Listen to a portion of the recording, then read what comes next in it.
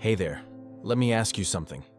Why do some people making $50,000 a year retire as millionaires, while others earning $500,000 somehow end up broke? It's not about spreadsheets, it's not about stock picks, and honestly, it has almost nothing to do with how smart you are. It's about how you think about money. Welcome back to the CEO's Bookshelf, where ambitious leaders discover the books that separate the successful from the extraordinary. Today we're diving into one of the most important money books you'll ever encounter, The Psychology of Money by Morgan Housel. And here's what makes this book different. Housel isn't going to teach you complex investing formulas or how to pick the next Tesla. Instead, he's going to show you why a janitor who never earned more than minimum wage can die with $8 million, while a Harvard-educated investment banker can lose it all. We're breaking down the biggest lessons from this book, such as no one's crazy, luck and risk, never enough, confounding compounding, the kind that will change how you see every dollar you earn, spend, and save. Whether you're just starting your career or you've been grinding for years, these principles apply to you. By the end of this video, you'll understand the timeless truths that actually shape financial success, no matter how much money you're making right now. So grab your coffee, get comfortable, and let's talk about money. Lesson 1, no one's crazy. No one is crazy with their money. I know. You've seen people blow their entire paycheck on lottery tickets or rack up credit card debt buying things they don't need. That seems crazy. But here's what Housel teaches us. Everyone makes financial decisions based on their own unique life experiences. And those experiences? They're wildly different. The book tells the story of someone who grew up during the Great Depression. Their parents lost everything. They saw people jump out of windows when the stock market crashed. Now imagine how that person feels about investing in stocks. Terrifying, right? Compare that to someone born in the 1990s who only saw the market go up their entire life. To them, stocks feel safe, obvious, a no-brainer. Same investment, completely different feelings. Here's a modern example. Think about your friend who refuses to invest because they're scared of losing money. Maybe their parents went bankrupt. Maybe they watched their family struggle through 2008. They're not crazy. They're shaped by their past. The takeaway? Stop judging other people's money decisions. And more importantly, recognize that your financial beliefs aren't universal truths. They're just products of what you've experienced. Lesson 2, Luck and Risk. Lesson 2 is uncomfortable but crucial. Luck and risk are siblings. Bill Gates went to one of the only high schools in the world that had a computer in 1968. 1 in a million. That access helped create Microsoft. That's luck. But here's the part most people don't know. Bill had a best friend at that school, Kent Evans. Kent was just as smart, just as driven, just as obsessed with computers. They were going to build the future together. But Kent died in a mountaineering accident before graduating high school. That's risk. Same magnitude, opposite outcomes. Now think about your own career. Maybe you got your job because you happened to meet someone at a party. Maybe you lost an opportunity because of bad timing. That's not all skill or all failure. That's luck and risk. Housel's point? When you succeed, stay humble because luck played a role.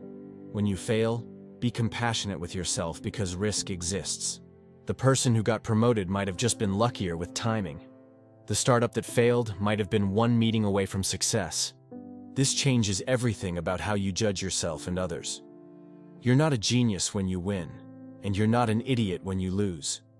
You're just a human being navigating a world where luck and risk are always in play. Lesson 3, Never Enough. The book tells the story of Rajat Gupta. This guy came from nothing, literally orphaned as a teenager in India.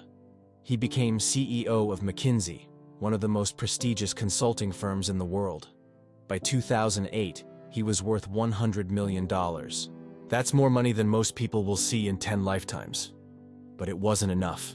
He wanted to be a billionaire. So he committed insider trading, got caught, and went to prison. Career destroyed, reputation ruined, freedom gone. Because he didn't know when to say enough. Now here's the trap most of us fall into. We think this doesn't apply to us because we're not millionaires. But it does. You're scrolling Instagram, seeing your college friend's new car, their vacation in Bali, their designer bag. Suddenly your apartment feels too small, your car feels too old, you need an upgrade. That's the goalpost moving. Housel says the hardest financial skill isn't learning to invest, it's getting the goalpost to stop moving. There will always be someone richer. There will always be something shinier. But if you never define enough, you'll spend your entire life chasing and never arrive. So ask yourself, what does enough actually look like for you? Not for Instagram, for you. Lesson 4, Confounding Compounding. The magic and the patience of compounding. Warren Buffett is worth over $80 billion. Most people think, well, yeah, he's the greatest investor of all time. But here's the wild part. $84.2 billion of that came after his 50th birthday. $81 billion came after he qualified for Social Security. Buffett isn't the richest investor because he's the best investor. He's the richest because he's been a good investor for 75 years. That's compounding. Time is the secret ingredient. Now let's bring this to your life. You're 25, maybe 30 years old. You think, I'll start investing seriously when I make more money. But that's backwards. The younger you start, even with tiny amounts, the more powerful compounding becomes. Here's a modern example. Invest $200 a month starting at 25 with average stock market returns. By 65, you'll have over $500,000. Start at 35, you'll have less than half of that, even if you invest the same amount. The difference isn't how much you invest, it's how long it compounds. Warren Buffett's secret isn't genius stock picks. It's that he started investing at age 10 and never stopped. Time beats timing every single time. Lesson 5. Getting wealthy versus staying wealthy. Getting rich and staying rich are completely different skills. Getting rich requires taking risks, being optimistic, putting yourself out there. But staying rich? That requires the opposite. Humility, frugality, and a healthy dose of paranoia. The book contrasts two investors. Jesse Livermore made a fortune during the 1929 stock market crash by betting against the market. He was a genius. Then he got overconfident, made bigger and bigger bets, and lost everything. He eventually took his own life. Rick Guerin was another investor. He was just as smart as Warren Buffett and Charlie Munger. They worked together in the 70s. But Rick was in a hurry. He used leverage, borrowed money to invest more. When the market crashed in 1973, he got margin calls and was forced to sell his Berkshire Hathaway stock to Warren at $40 a share. Today, that stock is worth hundreds of thousands per share. Rick wanted to get rich fast. Warren and Charlie wanted to stay rich forever. Guess who won? Here's the modern version. You land a great job, start making good money. Suddenly you're upgrading everything. New apartment, new car, fancy dinners every weekend. You're spending at the edge of your income. Then you get laid off, or the market tanks, or life happens. And because you have no cushion, you're forced to make desperate decisions. Sell your investments at the worst time, take on expensive debt, accept the first job offer even if it's terrible. Housel's advice? Build a fortress. Live below your means. Save aggressively. Stay paranoid. Because survival is the key to long-term wealth. You can afford to not be the best investor in the world, but you can't afford to be a bad one who gets knocked out of the game. Lesson 6. Tails drive everything. A few things account for most of your results. This one's counterintuitive. We think success means being right all the time. But that's not how the world works. Housel points out that if you look at the Russell 3000 index, 3,000 public companies, 40% of them lost most of their value and never recovered. 40% were basically failures. But the index still went up 73-fold since 1980. How? Because a tiny handful of companies, about 7%, did so well that they more than made up for all the losers. Amazon, Apple, Microsoft, a few massive winners carried everything. This applies to your career too. Most of your days at work will be average, most projects will be fine. But a few key decisions, the job you take, the skill you master, the person you network with, will account for the majority of your success. Same with investing. If you pick 10 stocks, 6 might do nothing, 3 might lose money, but 1 could 10x and make your entire portfolio. Think about your friend who tried 5 side hustles. 4 failed, but 1 took off, and now they're making 6 figures. They're not a genius. They just understood that tails drive everything. You don't need to be right all the time. You need to be right once or twice in a big way, and not get wiped out by the failures. So stop beating yourself up when things don't work. Expect most things to be average or fail. That's normal. Just make sure you're still in the game when the big wins show up. Lesson 7. Freedom.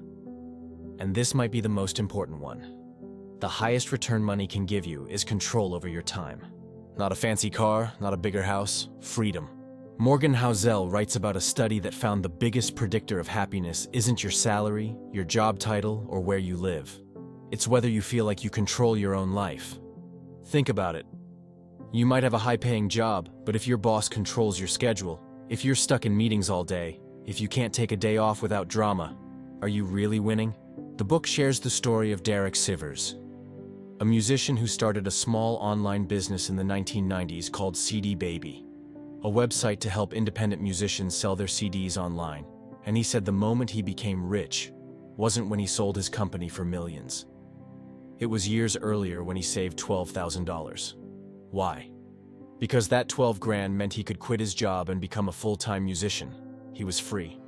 That freedom was worth more to him than any amount of money later. Here's the trap for young professionals. You take a job that pays well, but demands 60-hour weeks. You can't take vacation. You're always on call. Your weekends are spent recovering. You're making good money, but you're not free. You're a high-paid prisoner. Housel's point? Use your money to buy time and options. Save enough so you're not desperate. Build a cushion so you can say no to things that drain you. Live below your means so you're not a slave to your paycheck. Because the ability to wake up and say, I can do whatever I want today, is worth more than any luxury item you'll ever buy. Lesson 8. Man in the Car Paradox. No one cares about you as much as you think they do. Housel worked as a valet at a fancy hotel in Los Angeles. Ferraris, Lamborghinis, Rolls-Royces, every day. And he'd watch these cars pull up, thinking the drivers must feel so cool. But here's what he realized. When you see someone driving a Ferrari, you don't think, wow, that guy is cool. You think, wow, I'd be cool if I had that car. You're not admiring the person. You're imagining yourself in their place. The driver thinks people are impressed by them. But really? People are just using the car as fuel for their own fantasies. This is the trap of buying stuff to impress people. You think a luxury watch will make people respect you. That designer bag will make people admire you. That expensive vacation will make people jealous. But they're not thinking about you. They're thinking about themselves. Here's a modern example. You post your new car on Instagram. You think everyone's impressed, but half the people scrolling aren't even paying attention. The other half are either comparing it to what they have or feeling bad they don't have it. No one's actually admiring you. Housel says if respect and admiration are your goals, you'll get way more of it through humility, kindness, and generosity than you'll ever get from horsepower or logos. Stop buying things to impress people who aren't even thinking about you. Save that money, invest it, buy freedom instead. Lesson 9. Wealth is what you don't see. The real wealth is invisible. You see the big house, the nice car, the fancy watch. That's not wealth, that's spending. Wealth is what you don't see. It's the savings account, the stock portfolio, the investments quietly growing in the background. Housel tells the story of Ronald Red, a janitor and gas station attendant who died in 2014 with $8 million. No one knew. He drove an old car, wore cheap clothes, lived in a modest house. Meanwhile, Richard Fosconi, Harvard-educated former Merrill Lynch executive, went bankrupt. He had the big house, the fancy lifestyle, and no actual wealth to back it up. Here's the modern trap. Your coworker always has the latest iPhone, designer clothes, eats out every night. You think, they must be doing way better than me financially. But you don't see their credit card debt. You don't see that they're living paycheck to paycheck. You don't see they have zero savings. Meanwhile, you're driving your old car, living in a modest apartment, but quietly maxing out your 401k and building a 6-month emergency fund. You're the one building wealth. They're just spending money. True wealth is the money you don't spend, the car you didn't buy, the vacation you skipped, the expensive dinner you passed on. Because every dollar you don't spend today is a dollar that can compound and give you more freedom tomorrow. Rich is a current income. Wealth is hidden assets that buy you time and options. Don't confuse the two. Lesson 10. Save money. Not for something specific. Not because you have a goal. Just save. Housel argues the best reason to save isn't for a car or a house or retirement. It's for the inevitable surprises life will throw at you. The things you can't predict.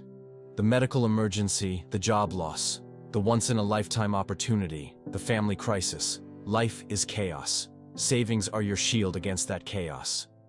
Here's what most people get wrong. They think savings are only valuable if they're earmarked for something specific. I'm saving for a down payment. I'm saving for a trip. But the most valuable savings? The ones without a label. The cushion that just exists. Think about it this way. You're offered a great job opportunity in another city. Better pay, better role, better future. Can you take it? Only if you have money saved to cover the move, the transition, the gap between paychecks. Or you're in a toxic job. Your boss is terrible, the culture is draining you. Can you quit? Only if you have savings to survive while you find something better. That's the power of just saving. It's not about specific goals, it's about flexibility, options, freedom. Housel says the biggest way to increase your savings isn't to earn more, it's to lower your ego. Stop trying to keep up with others. Stop upgrading your lifestyle every time you get a raise. Save the gap and watch how much freedom that gap buys you. Lesson 11. Reasonable over rational. Finance textbooks say you should always invest with a mortgage because interest rates are low and stocks return more. Mathematically, that's correct. But Morgan Housel paid off his house completely, even though it was a bad financial decision. Why? Because the feeling of owning his home outright, the peace of mind, the security, the freedom, was worth more than the extra returns he could have gotten. That's being reasonable instead of rational. Here's the thing. You're not a spreadsheet. You're a human being with emotions, fears, and values. A financial plan that's mathematically perfect but makes you miserable is a terrible plan. Maybe you keep more cash than you should because it helps you sleep at night. Maybe you invest in your friend's business, even though the returns aren't optimal because you believe in them. Maybe you pay off your student loans aggressively, even though the math says to invest instead. If it works for you, if it helps you stick with the plan, sleep well, and stay in the game, then it's a good decision. The goal isn't perfect returns. The goal is a plan you can live with for decades. Don't let anyone shame you for making reasonable choices over rational ones. Finance is personal. Do what lets you sleep at night.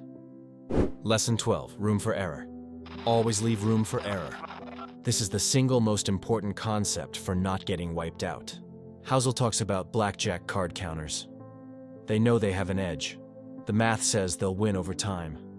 But they never bet everything, even when the odds are in their favor. Why? Because even with good odds, bad luck can happen. And if you bet everything and lose, you're done. Game over.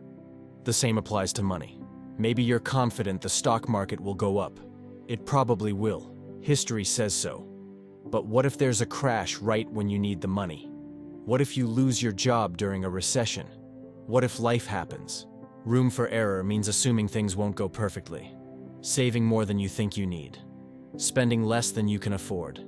Investing in a way that you can survive a worst-case scenario. Here's the modern mistake. You calculate exactly how much you need to retire, let's say 1.5 million. So you aim for exactly that. But what if returns are lower than expected? What if healthcare costs more? What if you live longer than planned? Housel says assume your investment returns will be 1/3 lower than historical averages. That gap? That's your room for error.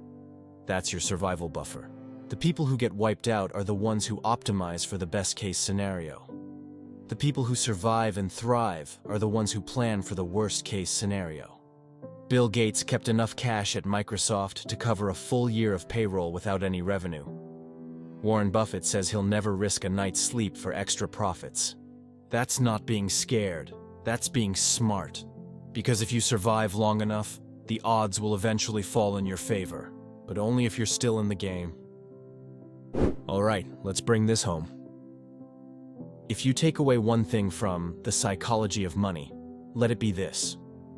Financial success has almost nothing to do with intelligence, and everything to do with behavior.